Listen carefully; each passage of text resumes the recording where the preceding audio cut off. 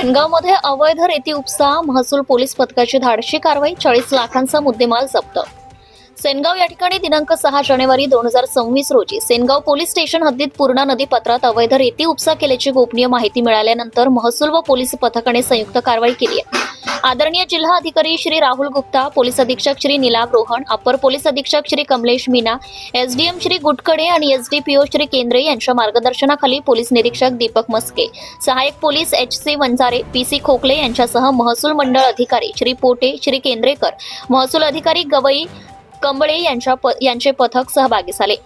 कारवाईत एक Poclain machine किंमत 30 लाख रुपये, 200 ब्रास रेती किंमत 10 लाख रुपये, नदीत तयार केलेला मुरुम रस्ता 90,000 रुपये असा एकूण 40,90,000 रुपयांचा मुद्देमाल जप्त करण्यात आलाय। यावर गुन्हा दाखल करण्यात आला असून पोलीस आणि महसूल पथक सतत कायदा सुव्यवस्था सुनिश्चित करण्यासाठी सक्रिय आहेत।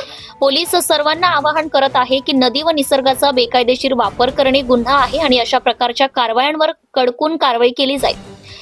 हिंगोली धुमाकूळ महाराष्ट्र न्यूज प्रदीप वाघ। आपल्या परिसरातील ताज्या आणि महत्त्वाच्या बातम्या पाहण्यासाठी आजच आपल्या धुमाकूळ महाराष्ट्र न्यूजला YouTube वर सबस्क्राइब करा आणि बेल आयकॉन प्रेस करा।